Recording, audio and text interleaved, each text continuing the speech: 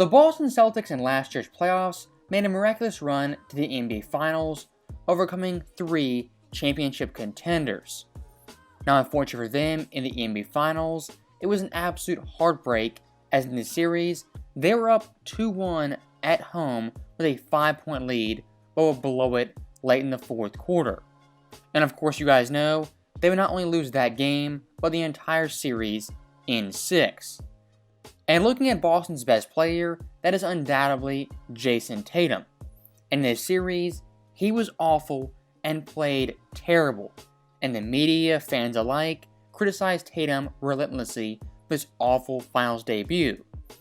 And despite being only 24 years old, I'm here to say he deserved every bit of it.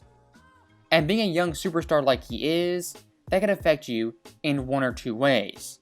One way is you get rattled, you combust, and the next you come back flat and are not any better. Or secondly, you can be like Tatum and come back with motivation and fuel to prove everyone wrong. Jayson Tatum this year, so far, is on a revenge tour that is absolutely sweet, averaging 31 points per game, 8 boards, 4 assists on 47, 35, and 86 splits. And once again, his Boston team has been on fire, having the best record in the East, as well as the NBA. And looking at Tatum's last 15 games, he's been on fire from a scoring perspective, averaging 32 points per game, with Boston winning 7 straight wins in that time period.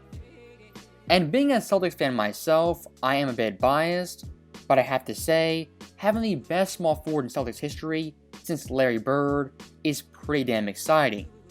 And looking at Tatum this year already, he has scored 40 plus points a staggering 7 different times. Right now in Boston history, that ranks 4th with more than 40 games yet to be played. And when it's all said and done, he has a real shot of breaking Larry Legend's single season record. And looking at all-time 40-point games in Boston history, he is 3rd, only behind Paul Pierce and of course Larry Legend. And one more thing I do want to throw in there, looking at a single season, Tatum right now is on pace to have the highest scoring average in Celtics history. When it's all said and done, Jayson Tatum in Celtics history, if he stays here, he'll be the best scoring forward, debatably, with Larry Legend. And I think all time, he has a real shot of being the second best small forward in the franchise's history. And why I believe that is because Tatum at 24 is on par with the best players at that same age in NBA history. And looking through NBA history, in the past 25 years, there's been a total of 7 players under the age of 25 to average 30 points. Out of those players, Tatum is the 5th youngest player to average 30 in the past 25 seasons, only behind Kevin Durant, LeBron James, Luka, as well as T-Mac. And looking at the oldest player on that list, you indeed have Kobe being Bryant, one of Tatum's idols. And speaking of Kobe, one thing I find very similar between him and Tatum is how they respond to adversity in their careers. As back in '97, Kobe, as a young rookie, airballed not once, not twice, not 3 times, but 4 separate times in a playoff game versus the Utah Jazz. Kobe in that moment absolutely choked, folded, and was ridiculed constantly. How did he come back? He became an All-Star and the youngest player ever to make an All-Star game, a record that still stands. Even looking at 08 vs. Boston in the finals, he was bounced in 6 games and embarrassed in Game 6. How did he respond? The following year in 09, dominated the playoffs, averaged 32 in the finals, won his 4th championship, and his first finals MVP. I'm not saying Tatum is Kobe 2.0, he'll be a top 10 player. All I'm saying is, in terms of mindset, skill set, even shot making, Tatum right now is doing a pretty good Kobe impersonation. And if you want to talk in terms of overall skill and play style, I think T-Mac actually is the best comp for Tatum. As both these guys are big forwards, they were taller than you realized, they had ups, great footwork, had great pivot moves, they could knock down threes, and were highly effective in the post and around the basket.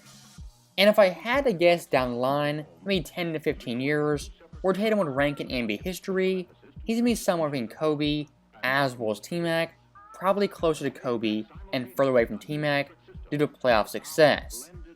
And speaking of success, looking at his Boston team, they have a legit shot of going back to the NBA Finals, something I think should and will happen.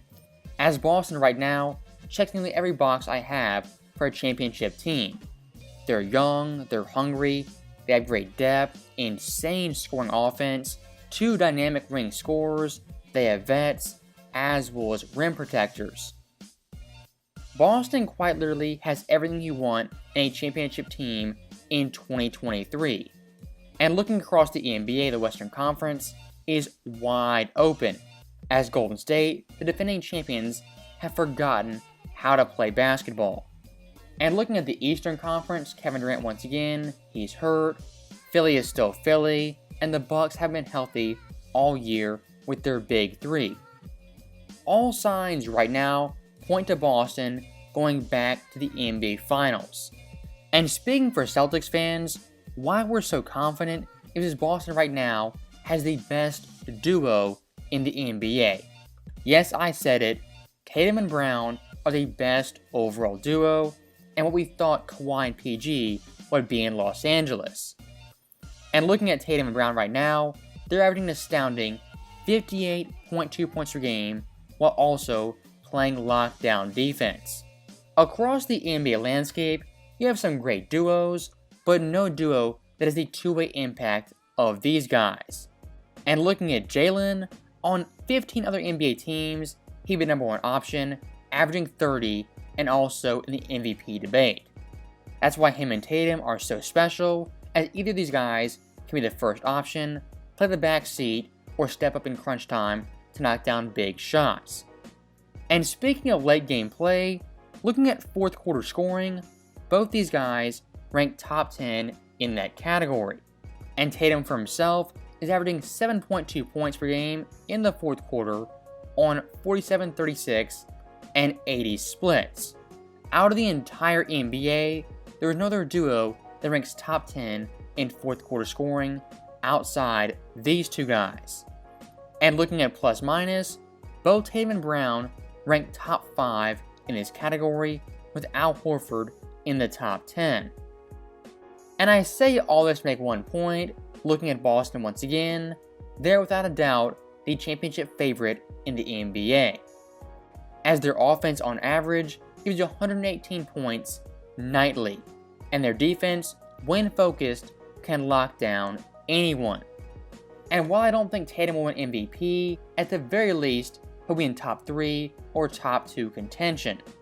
And speaking of the top tier NBA talent, look around the landscape, I don't know how you can't say Tatum isn't a borderline top 5 player.